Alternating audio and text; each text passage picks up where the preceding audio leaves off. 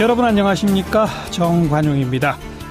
평창 동계올림픽 바로 내일 막이 열립니다. 이 땅에 평화를 이루는 중요한 계기가 되길 바라는 마음 우리 민족 다 한결같을 텐데요. 오늘 우리 팀 첫 경기도 있었고요. 또 조금 있으면 북한예술단 공연도 시작됩니다. 현지 CBS 평창올림픽 특별취재팀 연결해서 현장 분위기 전해드리겠고요. 정의당의 이정미 대표 오늘 기자회견을 갖고 당내 성폭력 사건을 스스로 공개하고 또 사과했습니다. 이정미 대표의 목소리 직접 들어보겠고요. 7시 5분 시작되는 2부 주요 이슈들 정치인들의 토론을 통해 풀어보는 정치토크. 오늘은 올림픽과 남북관계 또 국회 파행 책임 문제 더불어민주당의 박용진 의원, 자유한국당 백승주 의원과 함께하겠고요. 청소년 성매매 문제 참 끔찍하고 가슴 아프죠. 오늘 국회에서 이 문제로 기자회견도 있었답니다. 10대 여성인권센터의 조진경 대표 초대석에서 만나봅니다. 잠깐 광고 듣고 시작하죠. 하루 앞으로 다가온 평창 동계올림픽. 오늘 벌써 우리 팀 첫 경기가 있었다고 그러고요. 또 북한예술단 공연도 곧 시작될 상황이죠.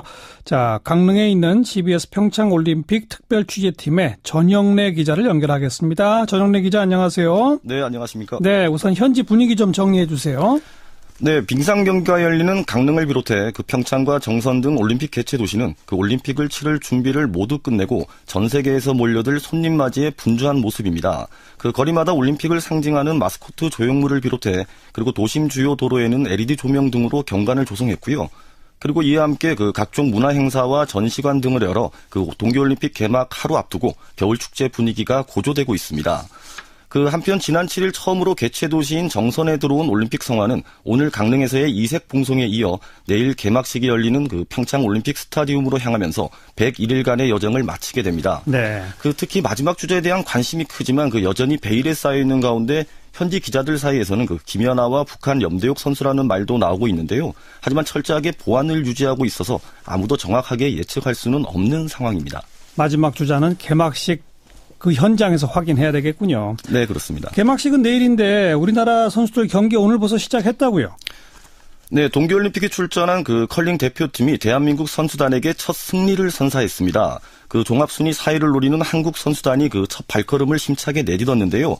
그 컬링 믹스 더블에 출전한 장혜주와 이기정 선수는 오늘 강릉 컬링 센터에서 열린 경기에서 핀란드를 9대4로 완파했습니다. 어허. 특히 한국 선수단의 첫 경기라는 부담감을 이겨내고 얻어낸 승리여서 더욱 값진 평가를 받고 있습니다. 또 오늘 저녁에도 우리 선수들 경기가 계속 이어진다고요? 네, 그렇습니다. 그 오늘 밤 9시 30분부터 평창 알펜시아 스키점프 센터에서는 그 스키점프 남자 노멀일 개인전 예선이 열리는데요. 한국에서는 김연기 선수와 최서우 선수가 출전합니다.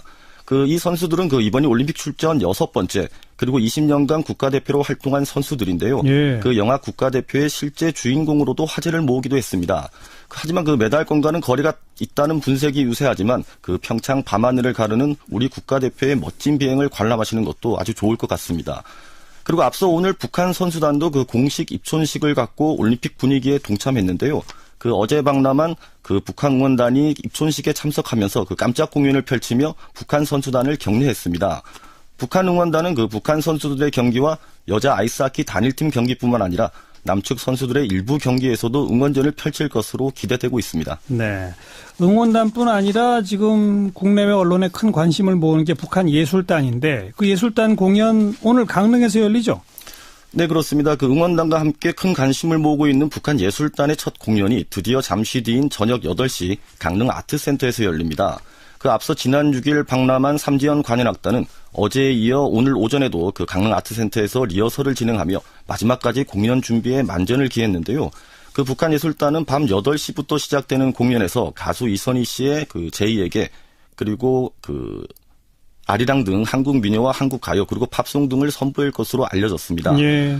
공연 관람 티켓은 공연 시작을 2시간 앞둔 조금 전인 6시부터 추첨해서 선정된 사람과 초청자들에게 강릉 아트센터 현지에서 배부를 하고 있는데요. 뜨거운 관심만큼 현재 공연장 주의 통제가 강화되고 있습니다.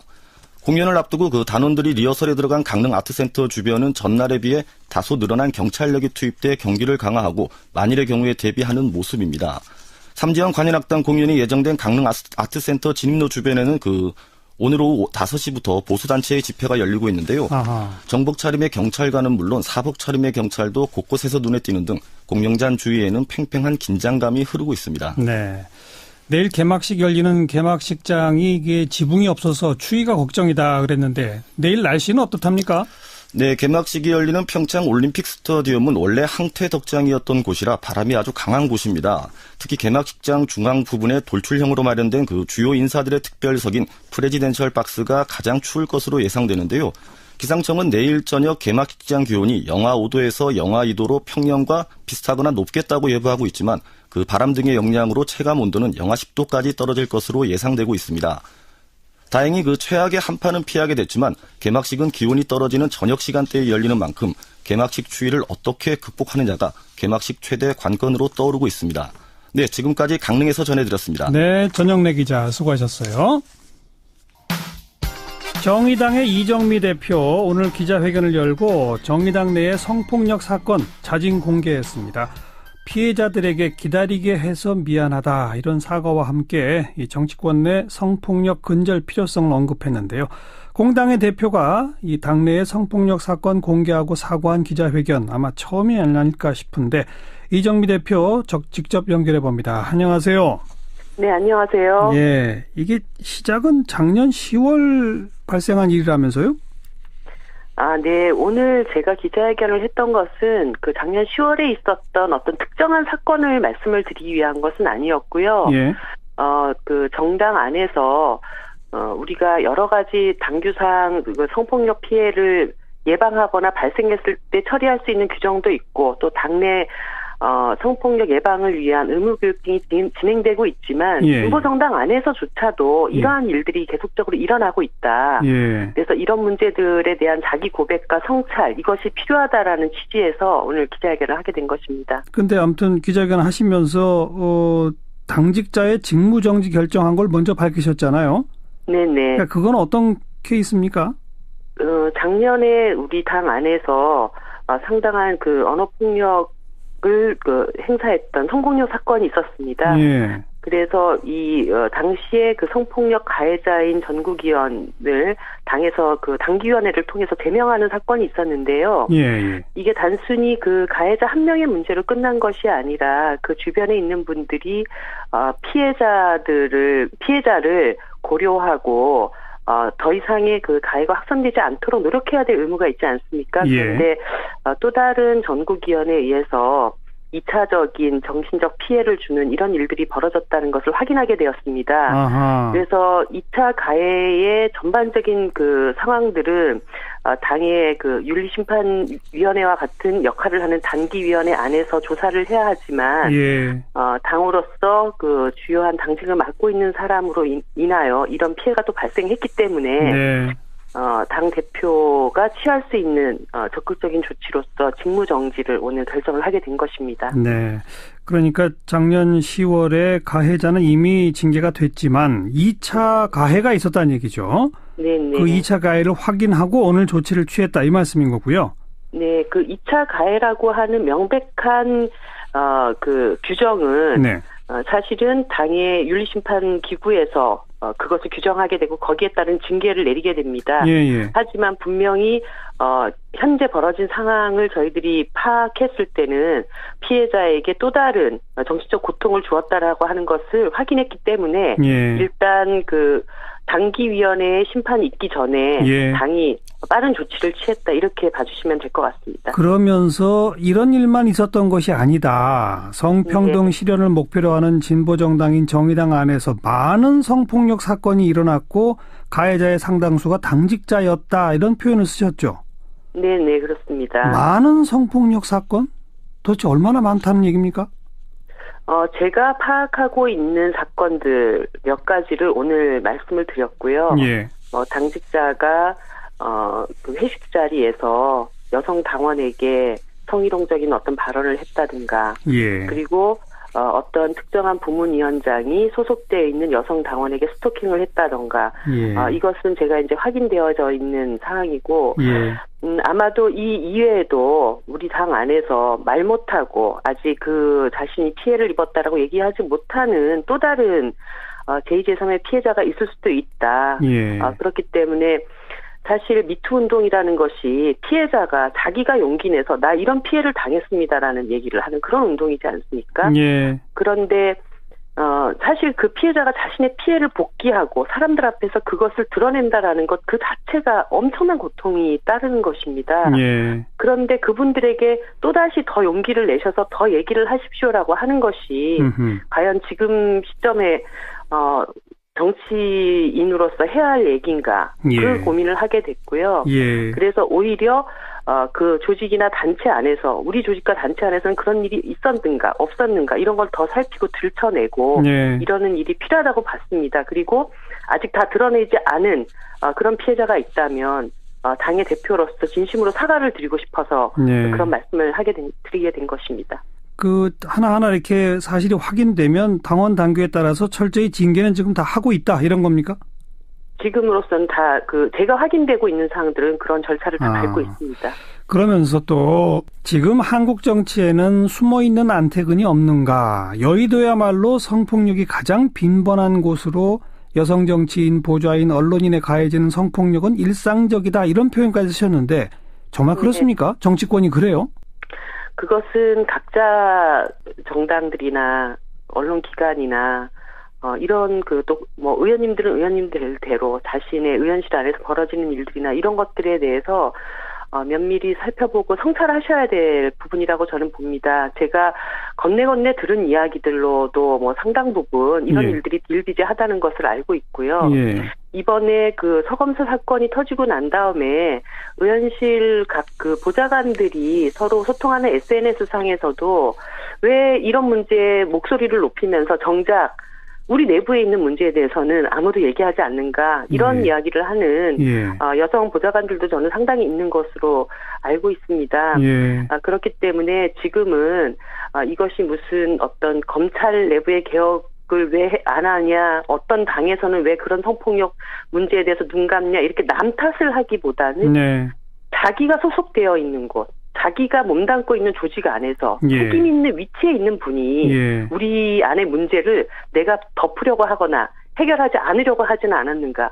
이런 성찰을 하는 것이 훨씬 더 중요하다는 그 강조를 드리고 싶었습니다. 그러니까 여의도 정치권은 그런 피해를 당한 사람들이 유별나게 내가 이런 피해를 당했다라고 하소연하기 어려운 구조입니까?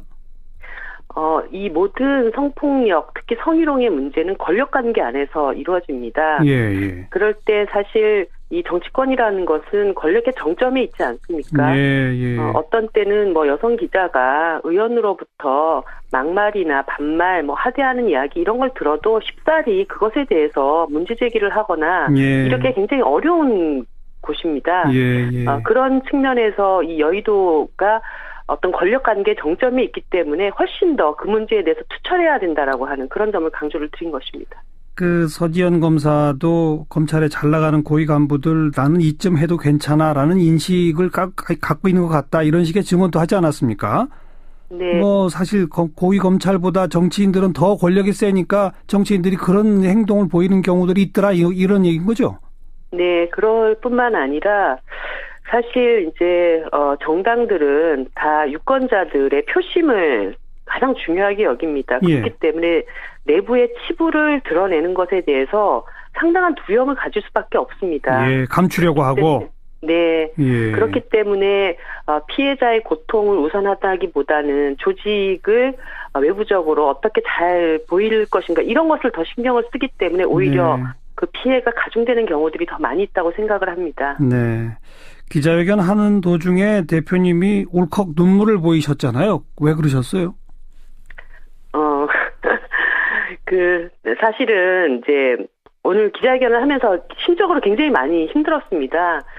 그동안 아직까지 피해 문제, 미투 운동이 막 벌어지면서, 여성들이 용기를 내고 있다, 이런 게 박수를 치시는 분들도 많이 있지만, 그 이야기 자체를 하는 것, 그 자체가 고통스러운, 피해자들도 상당히 있을 것이고, 그분들을 정치가 제대로 보호하지 못했다라고 하는 것에 대한 자책감도 상당히 있었습니다. 그리고, 제가 그동안 소홀한 것이 있어서 혹시라도 더 고통받고 상처 입었던 분들은 없었을까 이런 여러 가지 감정들이 좀 떠올랐습니다. 이정미 대표도 정치하시면서 뭐 성희롱 피해를 입은 적이 있으시다면서요? 여성으로 살면서 정치를 하던 안 하던 음흠. 일상적으로 그런 문제 굉장히 많이 직면합니다. 저도 20대 때부터 그런 경험들이 이렇게 저렇게 있었는데, 네. 정치를 하면서는 사실 이제 선거운동 기간에 남성 유권자로부터 굉장히 감당하기 어려운 그런 성희롱이 있지만 또 그분들이 유권자이기 때문에 대응하기가 너무 어려운 그런 피해가 있었죠. 네. 예. 선거운동 하러 거리에서 유권자들을 만나는데 그 유권자가 그렇게 성희롱을 한다. 네. 거기도 근데 단호하게 아무리 유권자라 하더라도 단호하게 대응해야 하는 거 아닐까요? 그렇습니다. 근데 제가 만약에 지금이라면 그분한테 같이 파출소를 갑시다. 네. 이렇게 하고 싶지만 그때는 너무나 당황스럽고 이런 상황에서 어떻게 대처를 해야 될 것인지 거의 이렇게 정신적으로 이렇게 마비되는 그런 느낌을 받거든요. 네, 네. 그래서 많은 그 피해자들에게 똑같이 그렇게 질문할 수 있습니다. 그때 너가 그것을 저항하거나 문제 제기를 분명히 왜 하지 못했냐. 네. 이런 질문들을 많이 하시는데 실제로 피해를 당하는 여성들은 어렵죠. 지나놓고 나서 내가 왜 그렇지 못했을까. 네. 이렇게 생각하지 그때는 그런 그 대응이 바로 나오지가 않습니다. 그리고 내가 왜 그때 그러지 못했을까 때문에 훨씬 더 2배, 3배로 괴롭거든요. 근데 제가 많은 여성분들한테 하고 싶은 얘기는 그렇게 저항하지 못한 우리들의 책임이 아니다. 우리들의 잘못이 아니다. 거기에서 벗어나고 왜 그런 가해가 일어나는가. 이 문제로 모든 것을 다시 초점을 맞추는 것이 필요하다. 이렇게 말씀드리고 싶어요. 정의당 내의 사건에 있어서 진상규명 철저히 하겠다 이렇게 하셨는데 앞으로 구체적으로 어떻게 임하실 겁니까? 일어나는 일부터 일단 제대로 처리하는 과정들이 필요하다고 보고요. 네. 사실 오늘 기자회견을 하고 나서 또 한 분의 여성으로부터 이제 문자를 받았습니다. 오늘 기자회견을 보고 용기 내어서 저에게 자신도 이런 고통을 겪고 있다. 아마 이런 일들이 이제 계속적으로 일어나게 될 텐데 당적으로 조금 더 면밀하게 대책을 마련할 수 있도록 더 힘을 써야 되겠구나 이런 생각을 하게 됐습니다. 네, 정의당이 출발이 돼서 이 정치권에 만약 이런 것들이 만연하다면 완전히 극복될 수 있는 새로운 문화를 좀 창조해 주시기 부탁을 드리겠습니다. 오늘 고맙습니다. 네, 감사합니다. 네, 정의당 이정미 대표였습니다.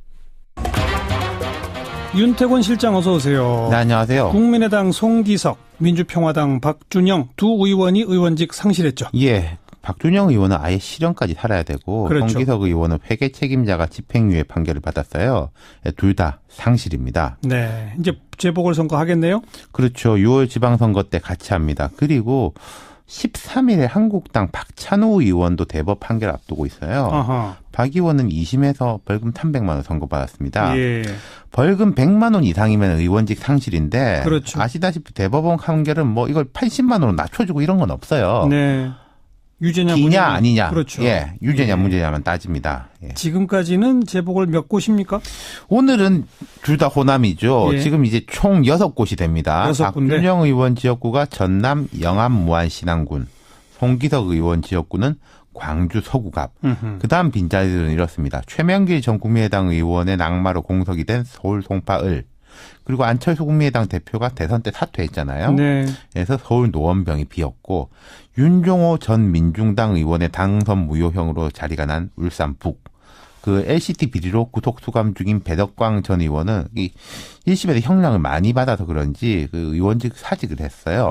거기가 부산 해운대 을입니다. 전국 곳곳이네요. 서울 두 곳, 호남 두 곳, 영남 두 곳. 그리고 박찬호 의원 두고 봐야 아는 거지만 만약에 생긴다면은 충남 천안갑, 충청이잖아요. 네. 말 그대로 전국 골고루죠. 또 현직 의원이 광역단체장 출마한다 그러면 또 더 늘어날 수도 있죠. 그렇습니다. 지금 이제 각 당이 의석수 한 석이 워낙 소중해가지고 의원들 단속을 심하게 하고 있어요. 예컨대 자유한국당의 이제 이철호 의원은 경북도지사를 나가려고 하는데 사퇴하고 경선에 임하겠다. 그러니까 이 홍준표 대표가 따로 불러가지고 주저앉혔어요. 네.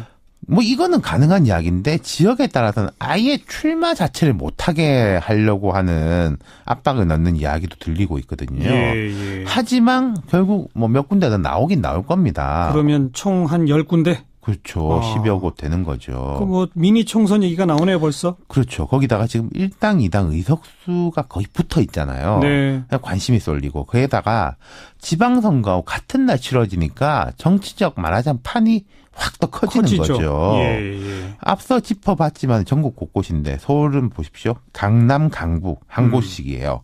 그러면은 서울 전역이 선거권에 들어가는 거죠. 네. 호남은 이제 전남하고 지금 광주만 있는데 아마 전남도지사 나가는 사람 중에 또 현역 의원이 있겠죠. 있을 겁니다. 예.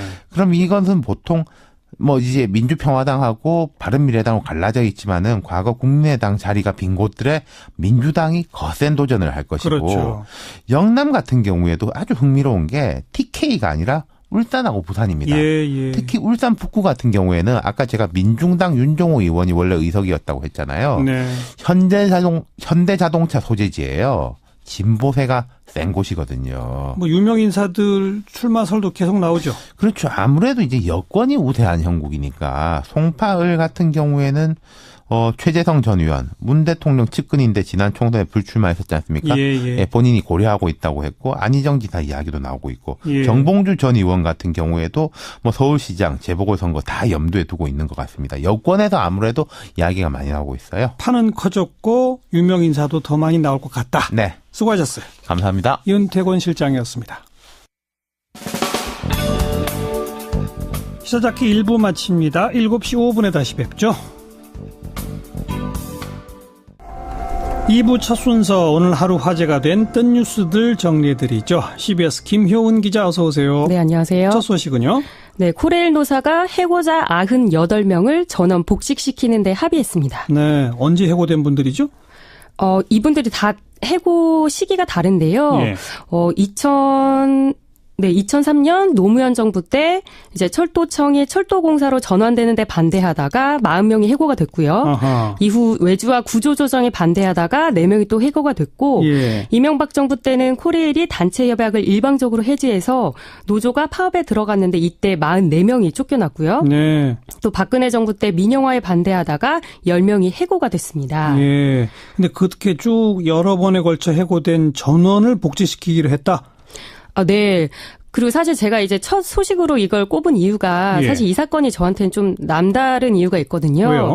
2009년 이명박 정부가 당시에 공기업 선진화 정책을 강행을 하고 있었는데 그래서 제가 현장에서 취재를 많이 했었고 알고 지내는 해고자분들도 있어서 예. 사실 제가 이번에 개인적으로 축하 문자를 보내기도 했습니다. 네네. 그리고 그래서 오늘 코레일과 철도노조가 해고자 전원 복직에 합의를 한다고 네. 이렇게 서명을 했고요. 맨 처음 2003년부터 따지면 15년 동안이나 해고자 생활해 오신 분도 있는데 네. 참 힘드셨겠는데요. 네, 우울증에 걸린 분도 있고 가정이 붕괴된 분도 있다고 합니다. 네. 해고자 복직은 문재인 대통령의 공약이었는데요. 오영식 전 의원이 지난 6일 신임 사장으로 취임한 지 이틀 만에 전격적으로 복직 합의가 이루어졌습니다. 네. 그리고 또 이번 합의가 굉장히 의미가 있는 게 지금 KTX 여승무원 33명의 복직 문제가 아직 해결되지 않았거든요. 맞아요. 저희 방송에서 여러 차례 소개했어요. 네네. 불법 파견에 반대하다가 해고됐던 분들이죠. 예. 네, 이분들의 복직도 성사가 될지 주목됩니다.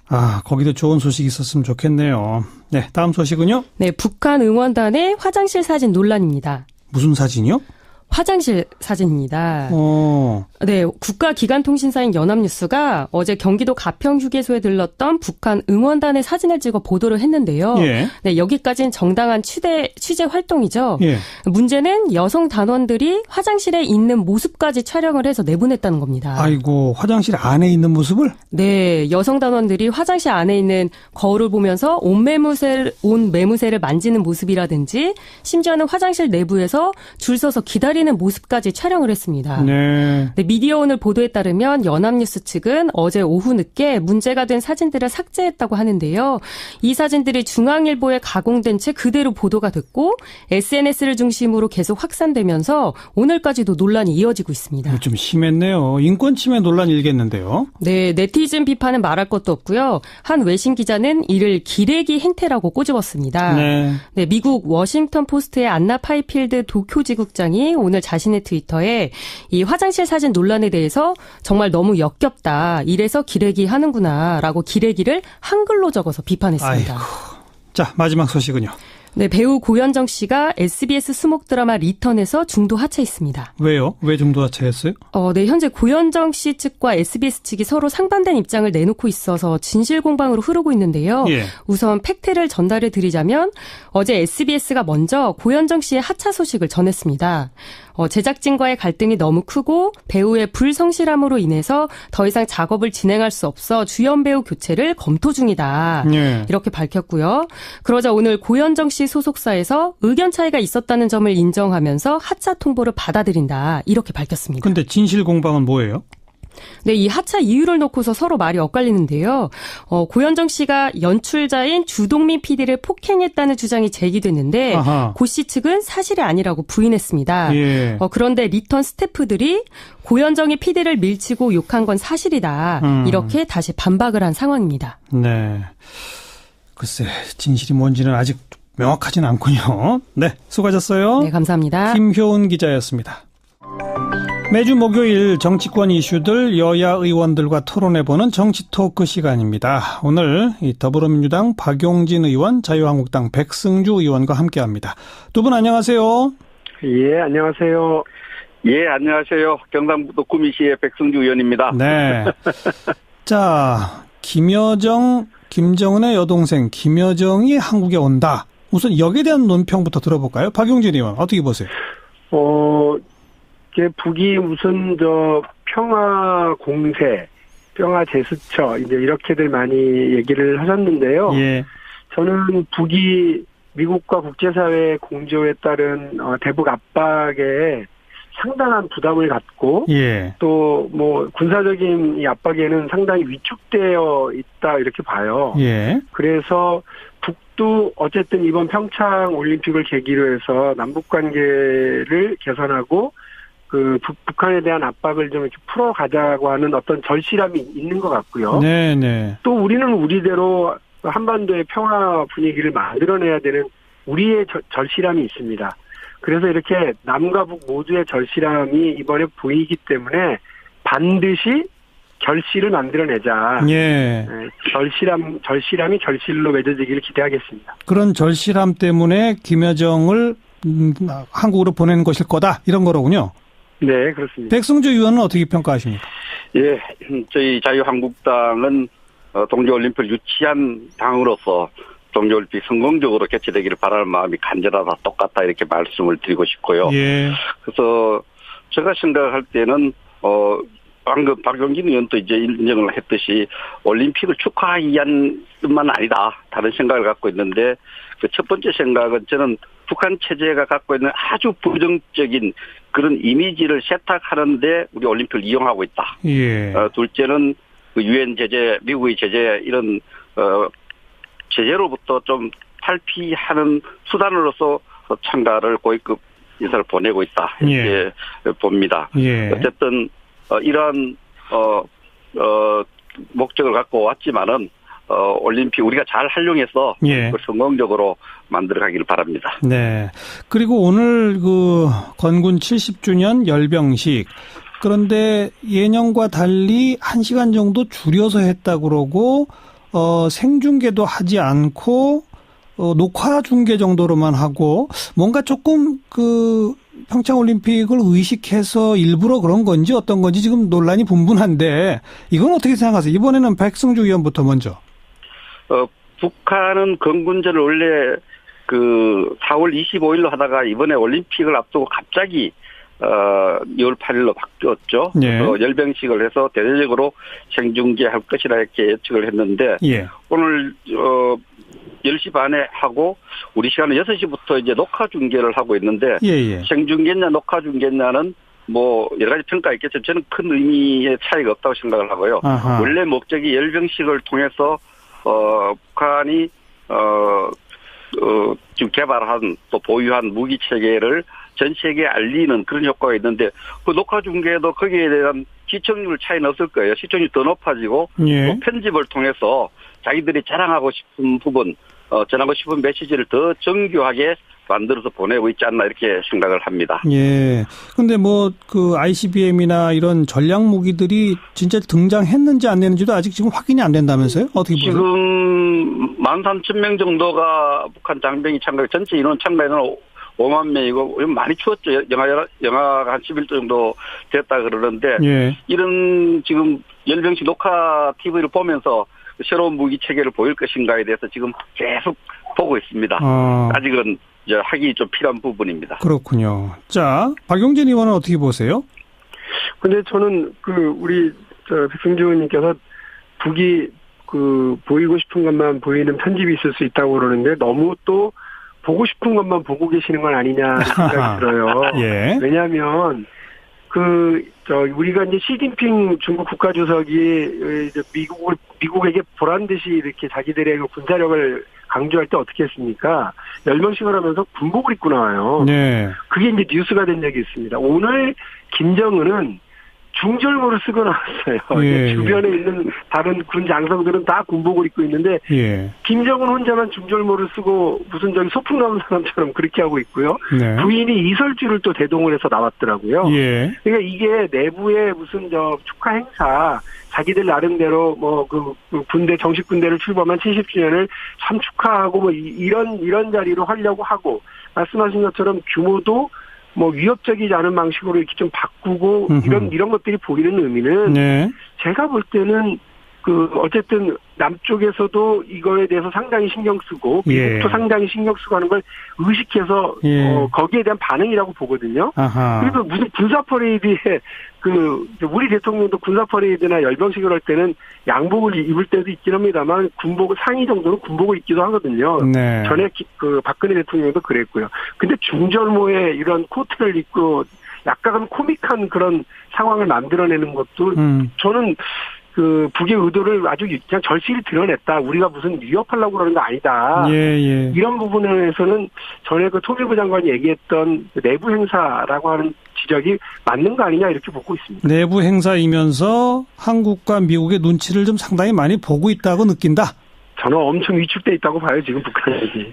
백승주 의원 어떻게 생각하세요? 박용진 의원. 오늘쯤은 우리 평창에서 준비 중인 우리 모습들 K5라든지 한국의 모든 문화, 한국이 전 세계 이목을 집중해야 됩니다. 네. 모든 국제적으로 이목을 집중해야 되는데 이미 벌써 오늘 토론 주제가 벌써 열병식으로 넘어가 있어요. 예. 우리가 얼마나 열심히 준비했고 얼마나 멋진 개막식을 준비했고 이런 부분이 돼야 되는데 그런 부분을 언론에 다루고 있지 않습니다. 예. 벌써 북한 열병식을 어떻게 했다, 우리를 고려했다 이런 아주 우리 주관식에 보고 싶은 분들의 평가하고 싶은 분들의 그래서 열병식 의도에 말려 들은 거예요. 이 플레임이 우리가 리허설하고 이 개막식에 누가 전화를 꼽고 이런 주제가 아니고 전부 열병식에 가 있는 이 자체가 이미 북한 의도로 끌려가고 있다 볼 수밖에 없습니다. 지금 저희 프로그램의 이 정치 토크 코너는 내일 평창 개막식 준비를 여야 의원에게 들을 이유는 없기 때문에 그래서 토론 주제를 이거로 잡은 거니까요. 네. 자, 박용진 의원도 한마디 하시겠어요? 저는 어쨌든 이번 평창 올림픽이 아까 제가 말씀드린 것처럼 절실함이라고 봅니다. 네. 저는 북이 아무 문제가 없었는데 저렇게 갑자기 태도를 돌변해서 나올 거라고 생각하지 않아요. 그래서 저는 트럼프 대통령이 이거는 내가 북을 효과적으로 봉쇄하고 있다고 하는 증거야. 그렇게 자랑하셔도 된다고 봐요. 그리고 또 하나는 대한민국과 우리 국제사회가 북한의 어떤 잘못된 태도에 대해서 명확한 반대와 그리고 봉쇄의 뜻을 정확하게 하고 있기 때문에 북으로서는 위축돼 있다고 봅니다. 알겠습니다. 그러한 부분에 대해서 우리가 이 기회를 놓치지 않고 북을 봉쇄하고 압박하려고 하는 건 대화를 위해서 하는 거지 않습니까? 자, 반드시 이번에 결실을 내려야 된다고 봅니다. 이제 북한 얘기는 이 정도 하고 지금 국회가 파행 중입니다. 더불어민주당은 권성동 법사위원장이 사임해야 한다라고 주장하고 이것 때문에 지금 자유한국당은 여러 상임위를 지금 보이콧하고 있는 이런 상황인데 이 주제에 대해서 지금 두 분이 좀 자유롭게 토론해 보세요. 박용진 의원부터 왜 사임해야 한다고 보시는지부터?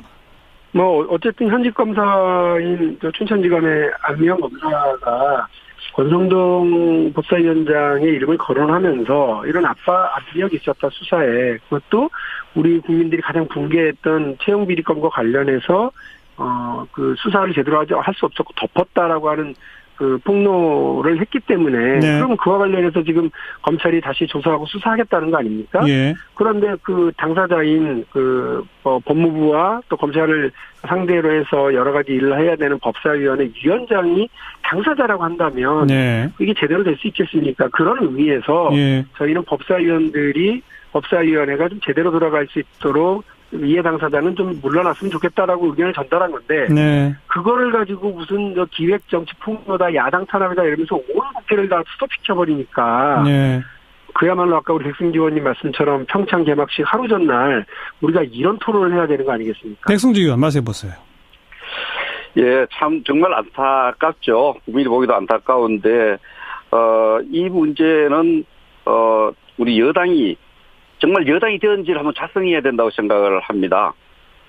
이 국회 법사위원장은 국회 전체 회의를 통해서 뽑은 국회직입니다. 국회 상임위원장인데 예. 그 여당이 마음에 안 든다고 내려와라 그만두겠다 퇴장하는 모습이 도대체 어떻게 이해를 하겠습니까? 더구나 예. 이 사실 관련해서도 올 그 춘천지검에서 발표문을 보면은 강원랜드 수사 관련 언론 보도에 따른 진상이란 보도를 보면은 춘천지검장의 주장하고 예.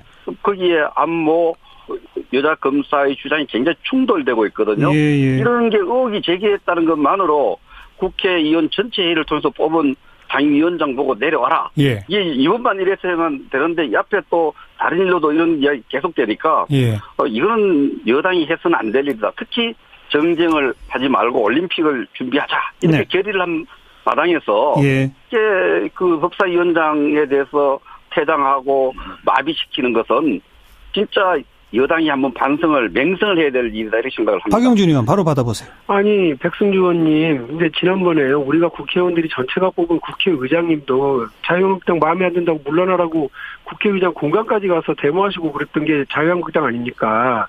근데 그렇기 때문에 당연히 뭔가 문제가 있다고 보면 국회 의원들이 문제 제기할 수 있다고 봐요. 법사위원회의 위원장이 이 검찰이 수사해야 되는 대상으로 지금 올라가 있다고 하는 이 좀 그로테스크한 이 상황에 대해서 그 법사위원들이 얘기할 수 있죠. 그러면 네. 그 부분과 관련해서 법사위원장이 아니야 물러날 생각 없어 그러면서 진행하면 됩니다. 느닷없이 다른 법도 다 통과 못 시켜하고 다 올스톱 시키고 게다가 다른 상임위로까지 일이 번지게 만드는 그 자유한국당의 이 태도야말로 예. 울고 싶은 게 땀 때린 것처럼 국회 하고 싶지 않은데 잘겠다고 하는 느낌이 들어서 예. 저희는 문제 제기를 할 수 있는 거라고 보거든요. 예. 아니 그러면 검찰이 수사하는데 법사위원장이 그 대상에 대해 법사위원장이 검찰총장하고 그 법무부 장관 불러다가 이렇게 할 수 있는 위치에 있다고 하는 건 문제 있는 거 아닙니까? 백승주 의원 바로 받아보시죠. 예, 이게 지금 여당과 야당의 어떤 여러 가지 입장 차이가 있는 겁니다. 야당이 됐을 때 그 여당 국회의장한테 비판할 수 있고 제대로 해달라 이렇게 요구할 수 있는 거죠. 네. 여당이 되어서 정부 여당이 돼서 지검장은 정부 기부의 장입니다. 춘천지검장의 얘기를 전혀 안 듣고 예. 거기에 소속된 검사의 주장에 근거해서 국회적인 법사위원장을 물러나라고 의견 표시 정도가 아니고 예. 집단 퇴장을 하고 망신 주기를 하고 이것은 제가 생각할 때는 동료 의원으로서의 하나의 예의 문제라고 생각을 합니다. 예. 그 혐의가 제기됐는데 거기서 혐의를 단정해서 무죄 추정의 원칙도 버리고 그냥 유죄로 인정하고 모든 처신을 해라. 망신 주기 아닙니까? 예. 이런 부분에 대해서는 좀 더 여당이 여당다운 포용력이 있는 그런 정치를 보여야 된다 이렇게 생각을 합니다. 박용진 의원 또 바로 받아보세요. 뭐 그런 포용적 자세를 가지라는 말씀은 저희가 새겨 듣겠습니다. 그런데 춘천지검은 사실이 아니다라고 얘기를 했지만 검찰은 이 사안에 대해서 그 수사를 하겠다는 거예요. 전면 재조사. 폭로에 대해서 확인을 하겠다고 하는 겁니다. 그렇기 때문에 지금 그 관련돼서 권성동 법사위원장의 압력이 있었느냐 없었느냐를 확인하겠다는 거 아닙니까? 예. 그런데 그 당사자인 권성동 의원이 법사위원회에 앉아서 검찰과 그 법무부 장관한테 압력을 가하거나 질의를 하거나 할 수 있는 위치에 있는 건 이건 누가 봐도 앞뒤가 안 맞습니다. 그러니까 예. 이렇게 하셔도 되잖아요. 권성동 위원장이 그러면 다른 자유한국당 의원에게 잠시 사회권을 넘기겠다. 예. 그 기간 동안 조사가 벌어지는 기간 동안만이라도 내가 의혹의 당사자로서 그럼 물러나 있겠다라고 하셔도 되잖아요. 예. 그거를 가지고 왜 국회를 세우시죠? 백승주 의원 또 받아보세요. 근데 왜 그래 여당은 조급합니까? 지금 조사가 시작되고 있는데 예. 조사가 진행돼서 요즘 조사하는 거 보면 피의사실 나가 하기 때문에 바로바로 언론에 알리는 나쁜 습성이 있더만요. 예. 그래서 어느 정도 사실관계가 나왔을 때 여당이 그런 입장을 정해서 물밑에서 이런 박용진 의원 좋은 이야기 하셨어요. 예. 그런 식으로 물밑에서 조용히 해결해도 될 일을 예. 지금 망신주기로 가니까 극단적으로 또 퇴장까지 해서 당장 사회복을 내려놓으라는 정도가 빼앗으려고 하니까. 알겠습니다. 어떻게 그렇게 하겠습니까? 자, 예. 아주 팽팽한 두 분의 목소리 잘 들었습니다. 일단은 한 검사의 일방적 주장 아니냐. 아직은 지금 이렇게 뭐 법사위 퇴장까지 할 때가 아니다라고 하는 야당의 주장과 어쨌든 대검이 재조사한다고 그랬고 그 조사의 대상이지 않느냐. 그러면 비켜주는 게 맞는 거 아니냐라고 하는 여당의 주장. 함께 잘 들었네요. 오늘 여기까지 합시다. 수고하셨어요. 네, 감사합니다. 네. 예, 감사합니다. 더불어민주당 박용진 의원, 자유한국당 백승주 의원이었습니다. 사운드 오브 뉴스입니다. 김민아 기자 어서 오세요. 안녕하세요. 들어볼 소리는요? 평창 동계올림픽 개막 하루 전인데 북한 선수단의 입촌식도 있었고 또 컬링 예선 경기 소식도 있었죠. 그래서 벌써 분위기가 참 뜨거운데요. 이런 소리들을 같이 한번 들어보시죠.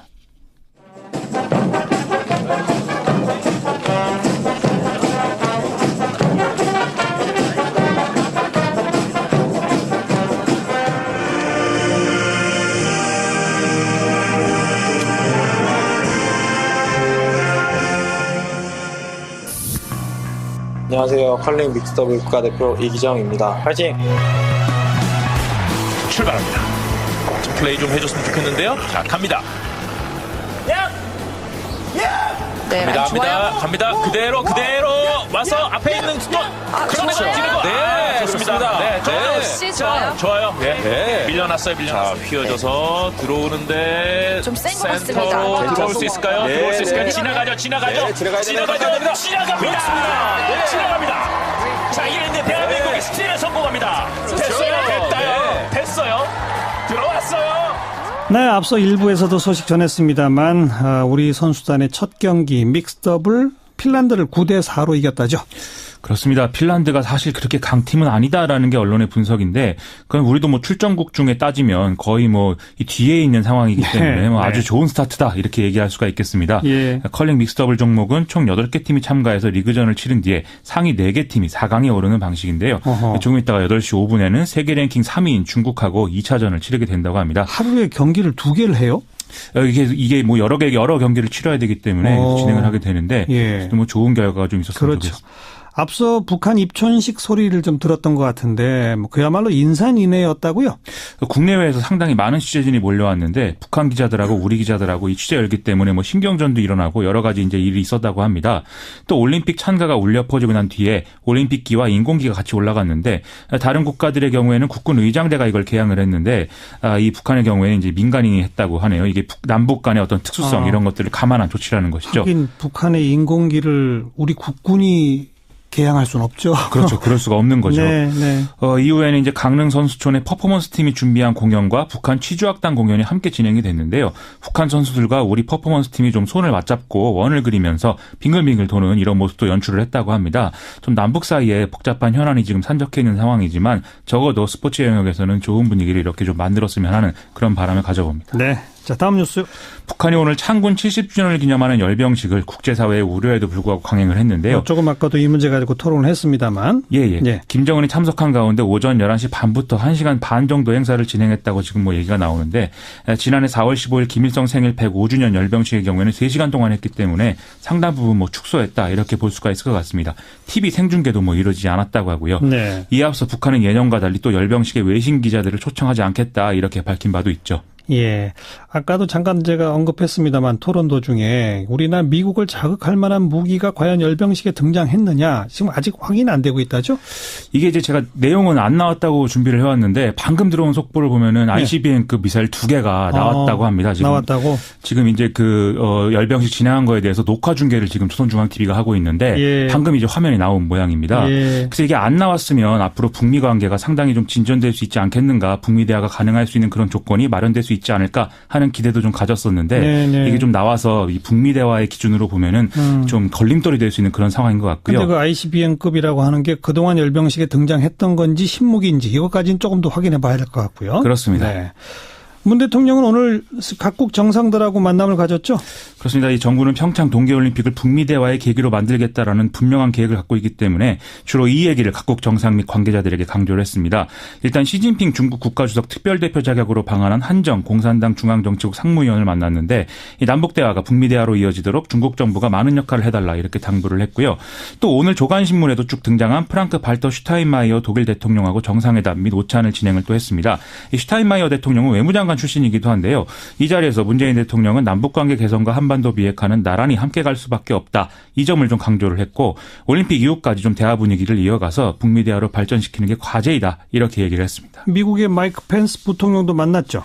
만나서 환담하고 만찬한다 이런 계획이 예정이 돼 있는데요. 지금은 이제 악수하고 의자에 앉아서 좀 환담을 하는 그런 모습의 사진 정도가 지금 보도가 되고 있는 상황입니다. 예. 이 자리에서도 문재인 대통령은 좀 북미 대화와 북핵 해결 공조 방안 이런 것들을 얘기를 해야 되는 상황인데 최근에 펜스 부통령이 워낙 강경한 발언들을 이어왔고 또 아베 신조 총리와도 이런 부분에서 지금 공조하고 있는 상황이기 때문에 어떤 결과가 나올지 지켜봐야 될 것 같습니다. 네, 주목되는 만찬이에요. 그렇습니다. 다음 뉴스. 새우가 고래를 삼켰다라고들 한 호반건설의 대우건설 인수가 불발됐는데요. 어제까지만 해도 산업은행은 호반건설 측하고 인수합병 관련 논의를 진행을 했는데 오늘 호반건설이 우선 협상 대상자 지위 포기 의사를 밝혀서 절차가 공식적으로 중단이 됐다고 합니다. 네. 애초에 입찰 적격 대상 3개사 중에 본입찰에 호반건설만 단독으로 참여할 만큼 좀 흥행이 안 된 상황이었기 때문에 대우건설 매각 당분간은 추진하기 어려울 것이다. 이렇게 예상이 나오고 있습니다. 갑자기 포기한 이유는 뭡니까? 해외 사업 부실 문제가 돌발적으로 지금 나왔기 때문인데요.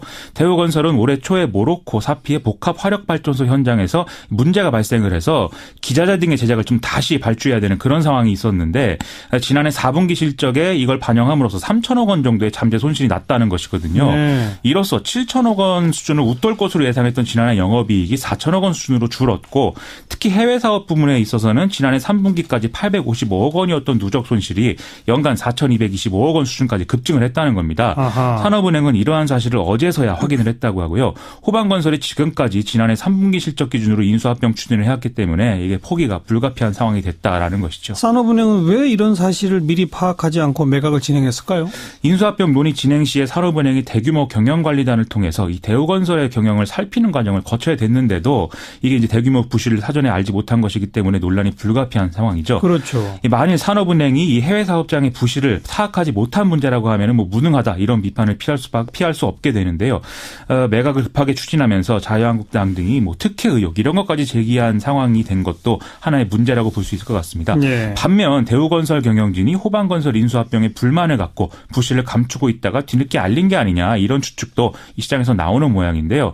대우건설 내부에서 실제로 뭐 이게 뭐 물 건너가서 다행이다 뭐 이런 반응과 함께 구조조정 등이 이어질 수 있어서 더 문제다 이런 우려가 동시에 나오는 그런 상황이라고 합니다. 하여튼 당분간은 추진되기 어렵다는 게 또 조금 더 시장의 낙제네요. 그런 상황이죠. 다음 뉴스요. 오늘 법무검찰개혁위가 검찰의 경찰에 대한 수사지휘권을 원칙적으로 폐지하는 내용이 포함된 검경수사권 조정 권고안을 발표했습니다. 다만 수사지휘권은 없애도 검찰에 접수된 고소고발수사, 경찰의 송치사건에 대한 보안수사, 변사사건 수사, 경찰의 영장 신청 시 보안수사 등에 대해서는 검찰이 경찰의 구체적 수사를 요구할 수 있도록 했는데요. 예. 또 경찰 수사 과정에서 사건의 관련자가 편파, 과잉, 지연수사 등에 대해서 뭐 이의를 제기하는 이런 경우에 있어서는 검찰이 경찰의 사건의 송치를 요구하는 권한을 부여해야 한다. 이런 내용도 포함이 되어 있습니다. 또 검찰이 직접 수사하는 경우는 부패, 경제금융, 공직자, 선거 등과 관련한 범죄에 한정되도록 해야 된다. 이런 내용도 함께 포함되어 있다고 합니다. 이 안을 낸 주체가 법무검찰개혁위원회죠. 그렇습니다. 이건 결국 법무부가 만든 거고 검찰 측 의견이라고 볼 수 있겠죠. 그렇습니다. 그래서 이 경찰의 독자적 수사 종결권, 영장 청구권 이런 게 보장됐나요?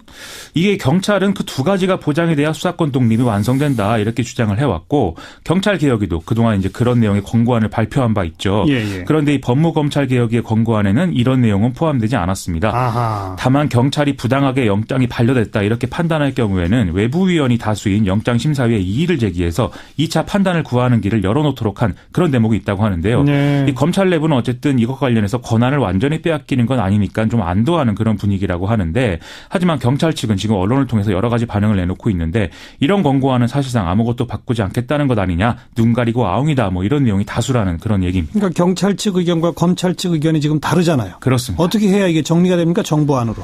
일단 향후에 법무부 장관, 행정안전부 장관, 검찰총장, 경찰청장 이 4자가 참여해서 본격적인 검경 수사권 조정안 마련 절차에 들어가야 한다고 하는데요. 하지만 지금까지 말씀드린 대로 수사 종결권, 영장 청구권에 대해서는 입장 차이가 그야말로 극명하기 때문에 논의가 잘 될 것이냐 이거 참 아무도 장담할 수 없는 상황인 것 같습니다. 그래도 정부안을 확정 지어야 국회에 가서도 야당하고 협상을 해야 되니까요. 그렇죠. 참 첩첩산중인 것이죠. 다음 뉴스요. 경찰이 신현희 강남구청장에 대해서 구속영장을 신청했습니다. 구속영장까지? 그렇습니다. 직원에게 줘야 할 경력금과 포상금을 빼돌려 쓰고 동생 남편 박모 씨의 취업을 구립요양병원 위탁 운영자에게 요구한 그런 혐의인데요. 여기 박모 씨는 출근도 안 하고 이메일로 한 달에 한 번 간단한 식자재 단가 비교표를 만드는 업무를 하는 것만으로 26개월간 급여 총 1억여 원을 수령해 갔다고 합니다. 그리고 본인도 직접 돈을 빼돌렸다고요? 그렇습니다. 또 얼마를 빼서 어디다 썼다는 거예요? 이 강남구청장 취임 이후 5년간 빼돌린 돈이 한 9,300만 원 정도 된다고 하는데 동문회비, 지인 경조사비, 화장품 구입비, 미용실비 등 개인 일에 쓴 것으로 조사가 됐고요. 아하. 또 당비와 정치인 후원금을 냈다 이런 내용도 있는데 이게 규모가 어느 정도 되느냐에 따라서 논란이 더 커질 수도 있을 것 같습니다. 일단 지금 보도가 이런 형식인 걸 봐서는 비중이 크지는 않은 상황인 것 같은데 지켜봐야 될 것 같습니다. 일단 신현희 구청장은 부인하고 있죠? 그렇습니다. 구속영장이 나올지 한번 봅시다. 수고하셨어요. 고맙습니다. 김민아 기자였습니다. 네, 잠시 후 8시부터 북한예술단 공연이 시작되는데 거기에 등장할 노래라고 하죠. 이선희의 제이에게. 네, 익명 채팅 앱 한 번쯤 써보신 적 있으신가요? 성인 인증이나 실명 인증도 필요 없다고 하는데 그래서 그런지 이런 채팅 앱들이 청소년 성매매에 온상이 되고 있답니다. 그리고 또 문제가 이런 이 청소년 성매매 이게 적발이 돼도 이 성매매에 유입된 청소년들이 피해자로 인정되지 않는답니다. 그래서 아동 청소년의 성보호에 관한 법률 이거 빨리 개정해야 한다 이런 목소리가 높아요. 오늘 국회에서 관련 기자간담회도 열렸었는데 바로 그 국회 기자간담회를 마치고 스튜디오로 바로 오신 10대 여성인권센터의 조진경 대표를 함께 만나겠습니다. 조 대표님 어서 오십시오. 네, 안녕하십니까. 10대 여성인권센터 언제 만들어졌어요? 어떤 걸 주로 활동합니까? 저희는 2012년도에 만들어졌고요. 네. 10대 여성 인터넷상의 성매수 범죄 피해 지원과 뭐 예방, 조기 발견 그리고 성매수 범죄자들을 신고하고 이렇게 알선하는 그런 유통 경로에 대해서 신고하고 이런 일들을 주요하게 하고 있습니다. 10대 청소년 성매매 실태가 어느 정도입니까? 생각보다도 훨씬 심각합니다. 지금은 IT 기술이 발전해가지고요. 스마트폰에 깔려있는 어플을 누구나 내리고 뭐 까는 것도 너무 쉽고 그 어플을 깔기만 하면은 성매수 제한이 너무나 많이 들어오거든요. 그러니까 아이고. 아주 어린 아이들 같은 경우는 쉽게 돈에 이렇게 넘어간다거나 또는 뭐 이제 외로움에 그 채팅을 계속하면서 이제 성인들이 이제 유인하는 꼬시는 거죠. 이제 말하자면 너 외롭냐, 뭐 오빠하고 만나자, 영화 보여주겠다, 밥 한번 같이 먹자, 와서 술 마시는데 옆에만 앉아 있으면 5만 원을 주겠다, 뭐 이런 제안들이 계속 나오는 거죠. 그럼 이제 어린 아이들이 호기심이나 또는 외로움에 나가게 되면 또 그때 돈이 필요해서 그렇죠. 용돈도 필요하고 이제 그런 상황에서 이제 나가게 되면은 이제 성폭행을 당한다거나 이런 방식으로 가면서 계속 이제 끌려다니는 이런 일들이 너무나 심각하게 많이 일어나고 있습니다. 심각하게 많이 이렇게 표현하셨는데 객관적인 실태조사 뭐 이런 것까지 되고 있나요? 2016년에 국가인권위원회에서 실태조사를 처음으로 청소년 성매매 환경에 대한 실태조사를 했고요. 제가 거기에 참여를 했고요. 그게 아마 국내 최초의 실태조사일 거고요. 그때는 이제 아이들이 이제 길거리에 있는 아이들을 상대로 그런 심층조사를 하기는 쉽지가 않아서요. 103명 정도의 그 경험 있는 아이들, 그러니까 만약에 이제 시설이나 뭐 쉼터에 입소해 있는 아이들을 대상으로 설문조사를 한 적이 있습니다. 그때 굉장히 좀 심각한 그 실태를 또 공식적으로 보게 됐죠.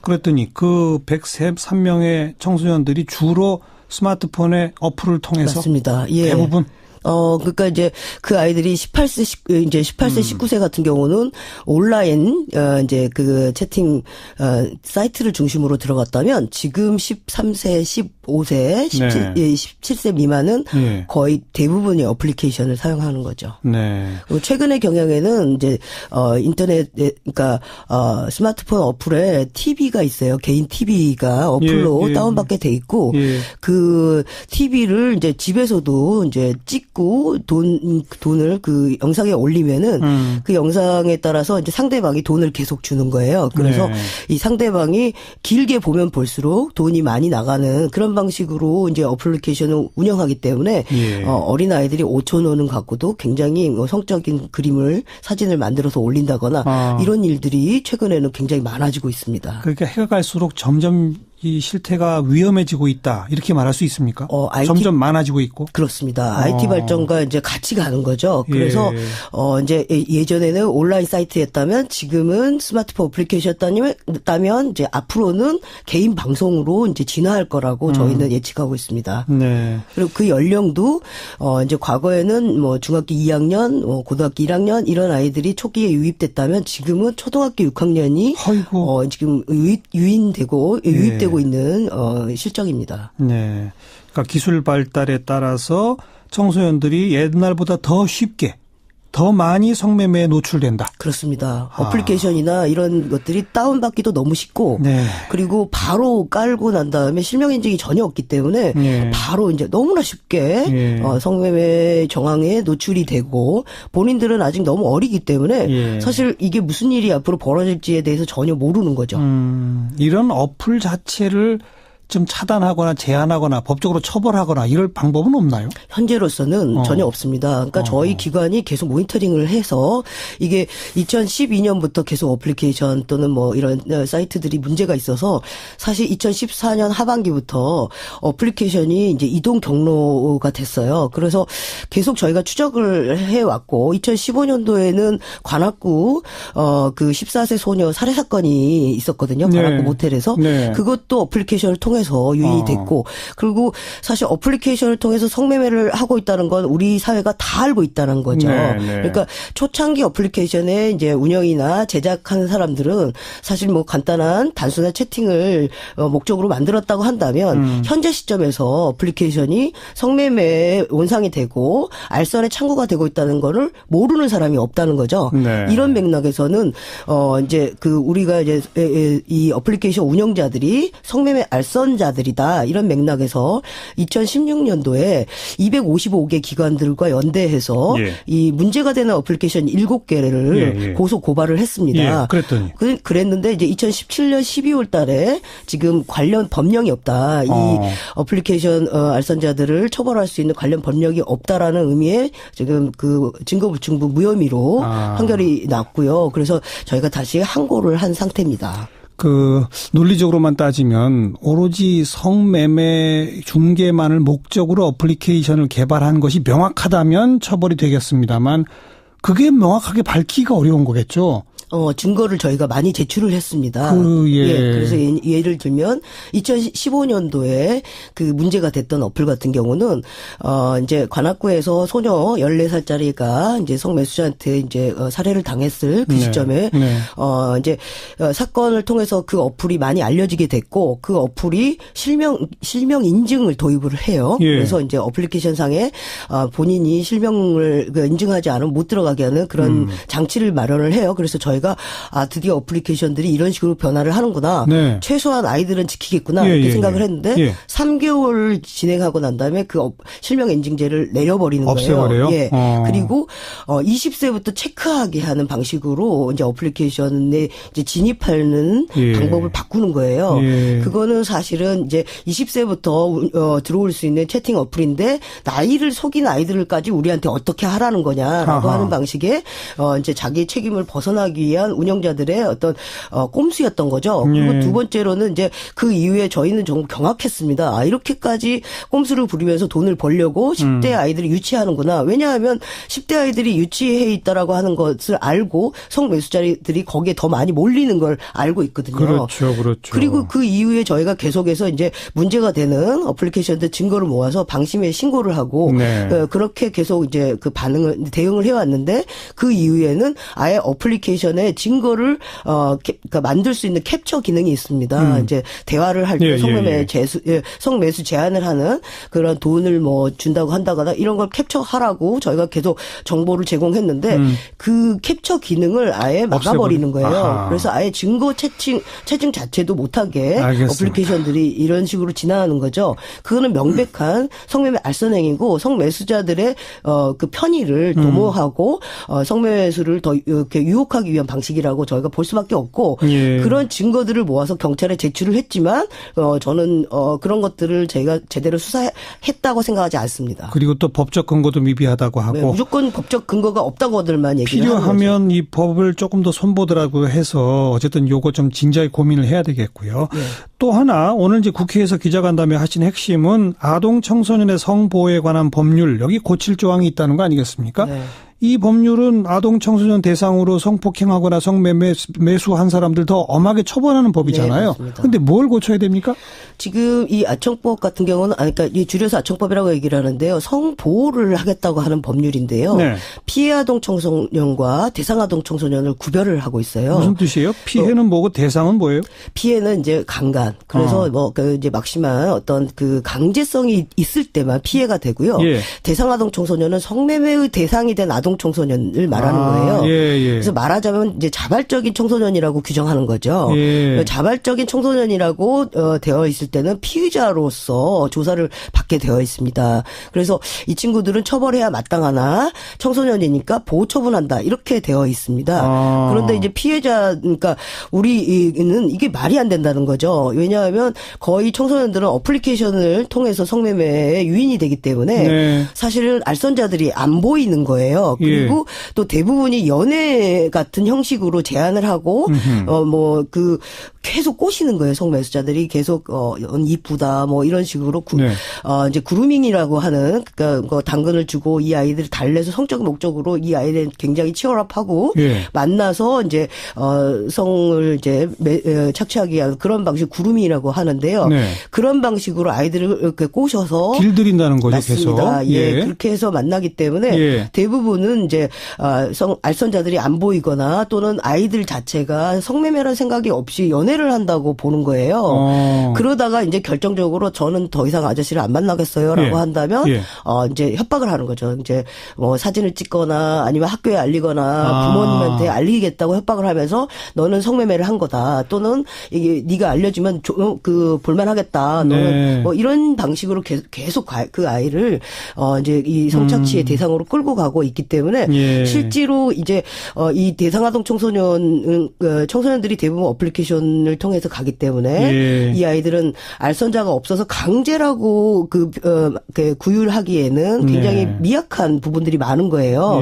그래서 아동 청소년들 같은 경우는 대부분이 대상 청소년으로 규율될 수밖에 없고 그렇게 되면은 그 아이들이 처벌의 대상이 되는 거예요. 그러니까 그런 식으로 길들여 온 그 남성들이 이 법 조항을 들먹이면서 이거 신고하면 너도 처벌받아. 맞습니다. 이렇게 합니까? 네, 100%입니다. 거의 대부분 100%고 알선자들도 그렇게 얘기를 합니다. 그럼 여기서 이제 이른바 대상 아동 청소년의 경우는 죄를 지었지만 청소년이니까 보호 처분을 한다. 네. 어떤 처분을 받아요?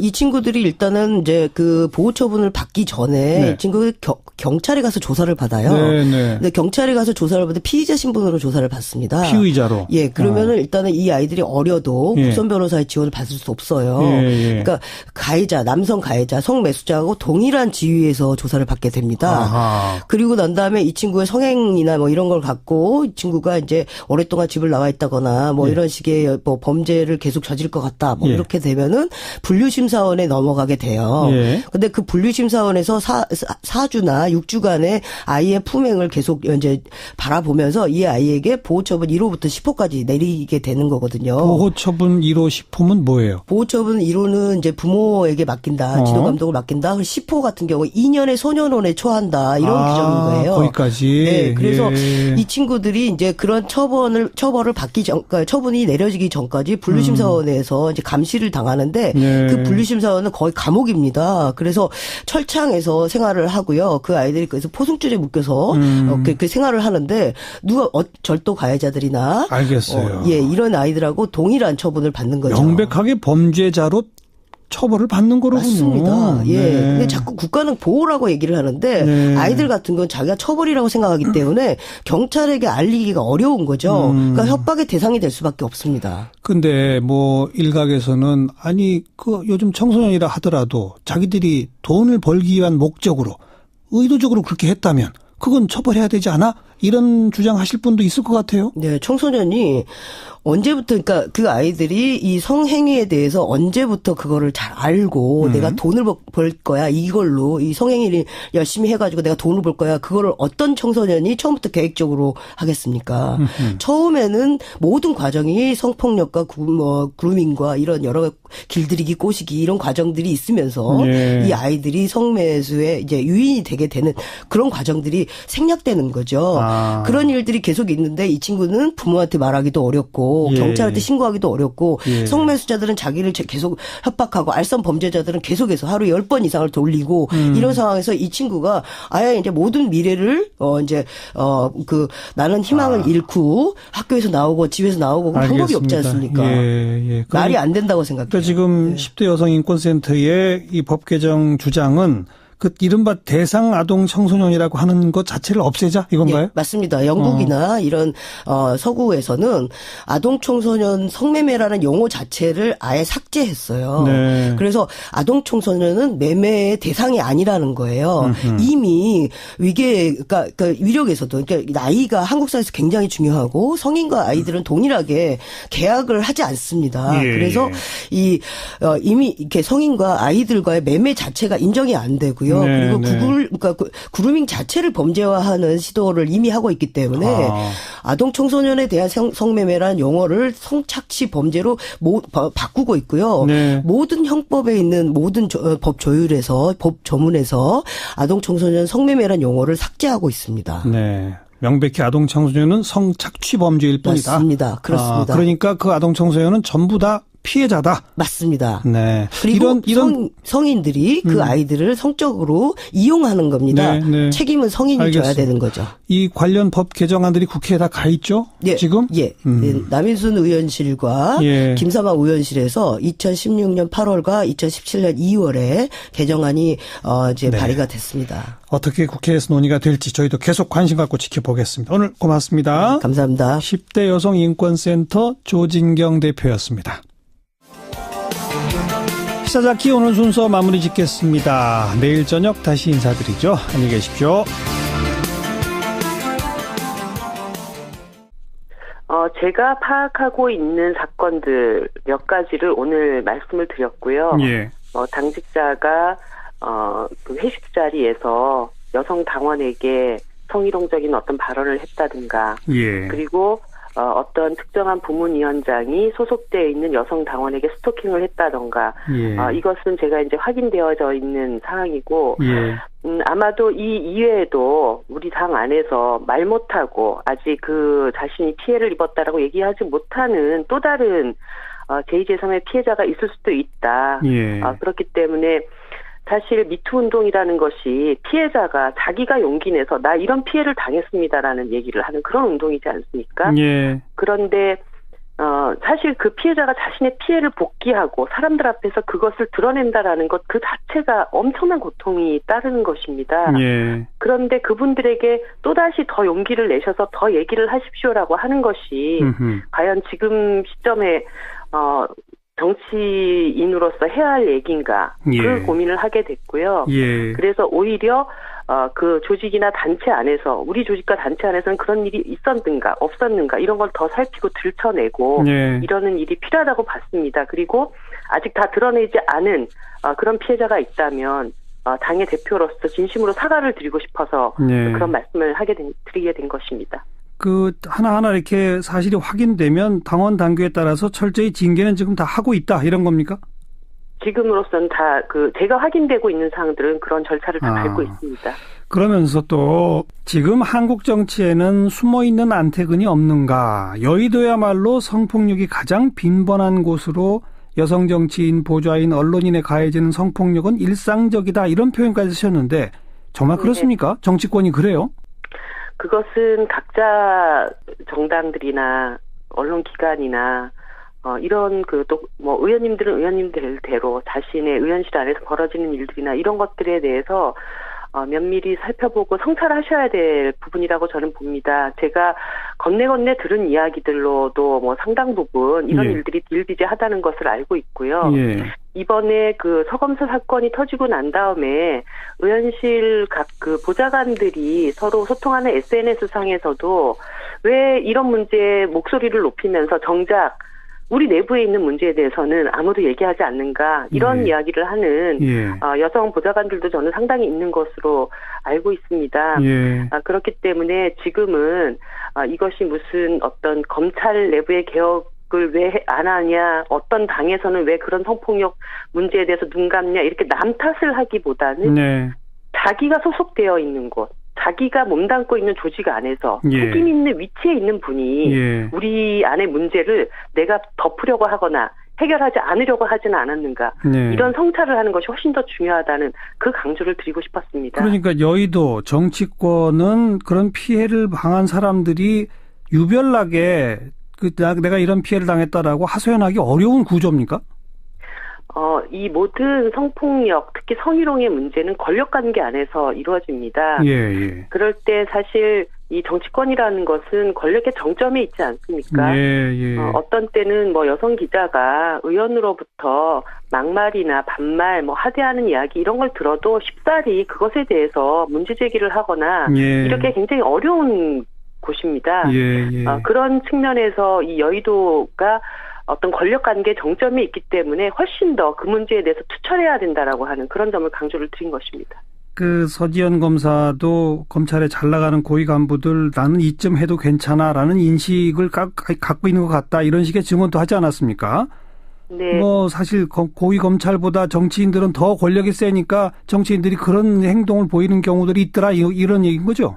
네, 그럴 뿐만 아니라 사실 이제 정당들은 다 유권자들의 표심을 가장 중요하게 여깁니다. 그렇기 때문에 내부의 치부를 드러내는 것에 대해서 상당한 두려움을 가질 수밖에 없습니다. 감추려고 하고.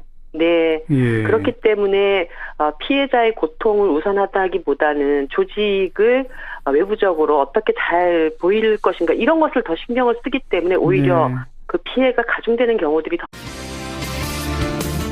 여러분 안녕하십니까? 정관용입니다. 평창 동계올림픽 바로 내일 막이 열립니다. 이 땅에 평화를 이루는 중요한 계기가 되길 바라는 마음 우리 민족 다 한결같을 텐데요. 오늘 우리 팀 첫 경기도 있었고요. 또 조금 있으면 북한예술단 공연도 시작됩니다. 현지 CBS 평창올림픽 특별취재팀 연결해서 현장 분위기 전해드리겠고요. 정의당의 이정미 대표 오늘 기자회견을 갖고 당내 성폭력 사건을 스스로 공개하고 또 사과했습니다. 이정미 대표의 목소리 직접 들어보겠고요. 7시 5분 시작되는 2부 주요 이슈들 정치인들의 토론을 통해 풀어보는 정치토크. 오늘은 올림픽과 남북관계 또 국회 파행 책임 문제 더불어민주당의 박용진 의원, 자유한국당 백승주 의원과 함께하겠고요. 청소년 성매매 문제 참 끔찍하고 가슴 아프죠. 오늘 국회에서 이 문제로 기자회견도 있었답니다. 10대 여성 인권센터의 조진경 대표 초대석에서 만나봅니다. 잠깐 광고 듣고 시작하죠. 하루 앞으로 다가온 평창 동계올림픽. 오늘 벌써 우리 팀 첫 경기가 있었다고 그러고요. 또 북한예술단 공연도 곧 시작될 상황이죠. 자, 강릉에 있는 CBS 평창올림픽 특별취재팀의 전영래 기자를 연결하겠습니다. 전영래 기자 안녕하세요. 네, 안녕하십니까. 네, 우선 현지 분위기 좀 정리해 주세요. 네, 빙상 경기가 열리는 강릉을 비롯해 그 평창과 정선 등 올림픽 개최 도시는 그 올림픽을 치를 준비를 모두 끝내고 전 세계에서 몰려들 손님 맞이에 분주한 모습입니다. 그 거리마다 올림픽을 상징하는 마스코트 조형물을 비롯해 그리고 도심 주요 도로에는 LED 조명 등으로 경관을 조성했고요. 그리고 이와 함께 그 각종 문화 행사와 전시관 등을 열어 그 동계올림픽 개막 하루 앞두고 겨울축제 분위기가 고조되고 있습니다. 그 한편 지난 7일 처음으로 개최 도시인 정선에 들어온 올림픽 성화는 오늘 강릉에서의 이색 봉송에 이어 내일 개막식이 열리는 그 평창 올림픽 스타디움으로 향하면서 101일간의 여정을 마치게 됩니다. 네. 그 특히 마지막 주제에 대한 관심이 크지만 그 여전히 베일에 쌓여 있는 가운데 현지 기자들 사이에서는 그 김연아와 북한 염대욱 선수라는 말도 나오고 있는데요. 하지만 철저하게 보안을 유지하고 있어서 아무도 정확하게 예측할 수는 없는 상황입니다. 마지막 주자는 개막식 그 현장에서 확인해야 되겠군요. 네, 그렇습니다. 개막식은 내일인데 우리나라 선수들 경기 오늘 벌써 시작했다고요? 네, 동계올림픽에 출전한 그 컬링 대표팀이 대한민국 선수단에게 첫 승리를 선사했습니다. 그 종합순위 4위를 노리는 한국 선수단이 그 첫 발걸음을 힘차게 내딛었는데요. 그 컬링 믹스 더블에 출전한 장혜주와 이기정 선수는 오늘 강릉 컬링 센터에서 열린 경기에서 핀란드를 9대4로 완파했습니다. 어허. 특히 한국 선수단의 첫 경기라는 부담감을 이겨내고 얻어낸 승리여서 더욱 값진 평가를 받고 있습니다. 또 오늘 저녁에도 우리 선수들 경기가 계속 이어진다고요? 네, 그렇습니다. 그 오늘 밤 9시 30분부터 평창 알펜시아 스키점프 센터에서는 그 스키점프 남자 노멀일 개인전 예선이 열리는데요. 한국에서는 김연기 선수와 최서우 선수가 출전합니다. 이 선수들은 이번이 올림픽 출전 6번째, 그리고 20년간 국가대표로 활동한 선수들인데요. 예. 그 영화 국가대표의 실제 주인공으로도 화제를 모으기도 했습니다. 하지만 메달권과는 거리가 있다는 분석이 유세하지만 평창 밤하늘을 가르는 우리 국가대표의 멋진 비행을 관람하시는 것도 아주 좋을 것 같습니다. 그리고 앞서 오늘 북한 선수단도 공식 입촌식을 갖고 올림픽 분위기에 동참했는데요. 어제 방남한 북한 응원단이 입촌식에 참석하면서 깜짝 공연을 펼치며 북한 선수단을 격려했습니다. 북한 응원단은 북한 선수들의 경기와 여자 아이스하키 단일팀 경기뿐만 아니라 남측 선수들의 일부 경기에서도 응원전을 펼칠 것으로 기대되고 있습니다. 네, 응원단뿐 아니라 지금 국내외 언론에 큰 관심을 모으는 게 북한 예술단인데 그 예술단 공연 오늘 강릉에서 열리죠? 네, 그렇습니다. 응원단과 함께 큰 관심을 모으고 있는 북한 예술단의 첫 공연이 드디어 잠시 뒤인 저녁 8시 강릉 아트센터에서 열립니다. 앞서 지난 6일 방남한 삼지연 관현악단은 어제에 이어 오늘 오전에도 강릉 아트센터에서 리허설을 진행하며 마지막까지 공연 준비에 만전을 기했는데요. 북한 예술단은 밤 8시부터 시작되는 공연에서 가수 이선희 씨의 제이에게 그리고 아리랑 등 한국 민요와 한국 가요 그리고 팝송 등을 선보일 것으로 알려졌습니다. 예. 공연 관람 티켓은 공연 시작을 2시간 앞둔 조금 전인 6시부터 추첨해서 선정된 사람과 초청자들에게 강릉 아트센터 현지에서 배부를 하고 있는데요. 뜨거운 관심만큼 현재 공연장 주의 통제가 강화되고 있습니다. 공연을 앞두고 단원들이 리허설에 들어간 강릉 아트센터 주변은 전날에 비해 다소 늘어난 경찰력이 투입돼 경기를 강화하고 만일의 경우에 대비하는 모습입니다. 삼지연 관현악단 공연이 예정된 강릉 아트센터 진입로 주변에는 오늘 오후 5시부터 보수단체의 집회가 열리고 있는데요. 아하. 정복 차림의 경찰관은 물론 사복 차림의 경찰도 곳곳에서 눈에 띄는 등 공연장 주위에는 팽팽한 긴장감이 흐르고 있습니다. 네. 내일 개막식 열리는 개막식장이 이게 지붕이 없어서 추위가 걱정이다 그랬는데 내일 날씨는 어떻답니까? 네, 개막식이 열리는 평창 올림픽 스타디움은 원래 항태 덕장이었던 곳이라 바람이 아주 강한 곳입니다. 특히 개막식장 중앙 부분에 돌출형으로 마련된 주요 인사들의 특별석인 프레지덴셜 박스가 가장 추울 것으로 예상되는데요. 기상청은 내일 저녁 개막식장 기온이 영하 5도에서 영하 2도로 평년과 비슷하거나 높겠다고 예보하고 있지만 바람 등의 영향으로 체감 온도는 영하 10도까지 떨어질 것으로 예상되고 있습니다. 다행히 최악의 한파는 피하게 됐지만 개막식은 기온이 떨어지는 저녁 시간대에 열리는 만큼 개막식 추위를 어떻게 극복하느냐가 개막식 최대 관건으로 떠오르고 있습니다. 네, 지금까지 강릉에서 전해드렸습니다. 네, 전영래 기자 수고하셨어요. 정의당의 이정미 대표 오늘 기자회견을 열고 정의당 내의 성폭력 사건 자진 공개했습니다. 피해자들에게 기다리게 해서 미안하다 이런 사과와 함께 이 정치권 내 성폭력 근절 필요성을 언급했는데요. 공당의 대표가 이 당내의 성폭력 사건 공개하고 사과한 기자회견 아마 처음이 아닐까 싶은데 이정미 대표 직접 연결해 봅니다. 안녕하세요.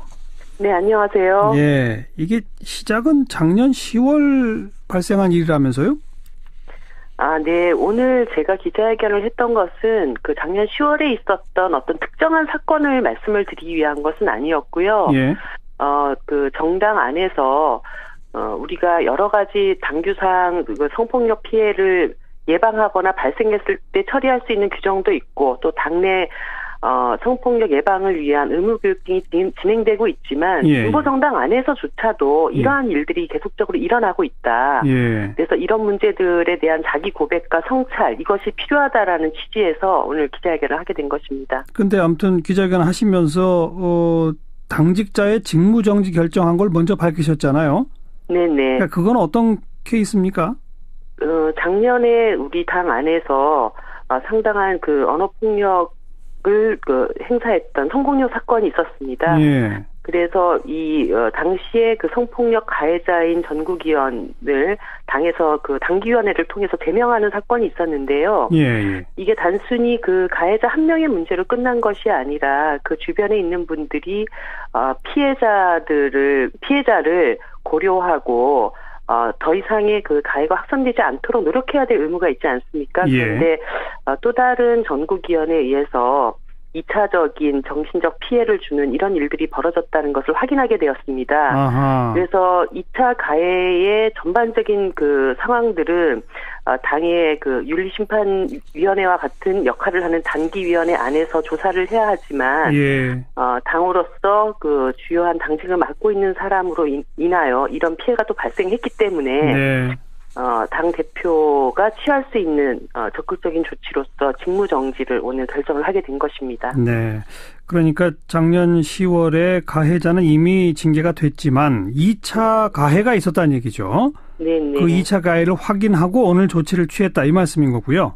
네. 그 2차 가해라고 하는 명백한 그 규정은 사실은 당의 윤리심판기구에서 그것을 규정하게 되고 거기에 따른 징계를 내리게 됩니다. 하지만 분명히 현재 벌어진 상황을 저희들이 파악했을 때는 피해자에게 또 다른 정신적 고통을 주었다라고 하는 것을 확인했기 때문에 일단 그 당기위원회의 심판이 있기 전에 당이 빠른 조치를 취했다 이렇게 봐주시면 될 것 같습니다. 그러면서 이런 일만 있었던 것이 아니다. 성평등 실현을 목표로 하는 진보정당인 정의당 안에서 많은 성폭력 사건이 일어났고 가해자의 상당수가 당직자였다 이런 표현을 쓰셨죠? 네네 그렇습니다. 많은 성폭력 사건? 도대체 얼마나 많다는 얘기입니까? 많이 있다고 생각을 합니다. 네. 기자회견 하는 도중에 대표님이 울컥 눈물을 보이셨잖아요. 왜 그러셨어요? 사실은 이제 오늘 기자회견을 하면서 심적으로 굉장히 많이 힘들었습니다.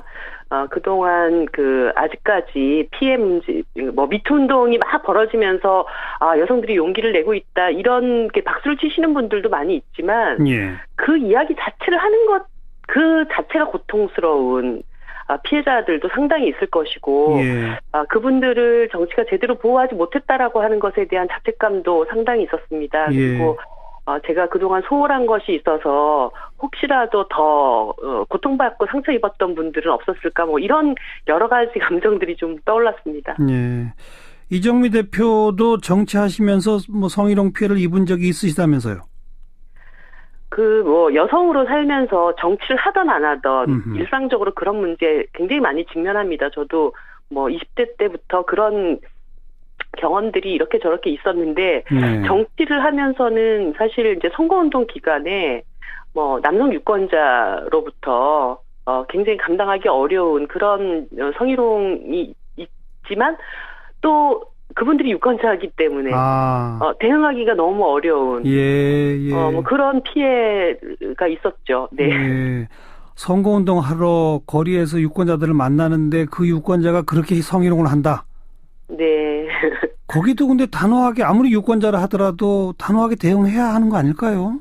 그렇습니다. 근데 제가 만약에 지금이라면 뭐 그분한테 같이 파출소를 합시다. 네. 이렇게 하고 싶지만 그때는 너무나 당황스럽고 이런 상황에서 어떻게 대처를 해야 될 것인지 거의 이렇게 정신적으로 이렇게 마비되는 그런 느낌을 받거든요. 네, 네. 그래서 뭐 많은 그 피해자들에게 똑같이 그렇게 질문할 수 있습니다. 그때 너가 그것을 저항하거나 문제 제기를 분명히 왜 하지 못했냐. 네. 이런 질문들을 많이 하시는데 실제로 피해를 당하는 여성들은 어렵죠. 지나놓고 나서 내가 왜 그렇지 못했을까. 네. 이렇게 생각하지 그때는 그런 그 대응이 바로 나오지가 않습니다. 그리고 내가 왜 그때 그러지 못했을까 때문에 훨씬 더 2배, 3배로 괴롭거든요. 예, 근데 제가 많은 여성분들한테 하고 싶은 얘기는 그렇게 저항하지 못한 우리들의 책임이 아니다. 우리들의 잘못이 아니다. 예. 거기에서 벗어나고 왜 그런 가해가 일어나는가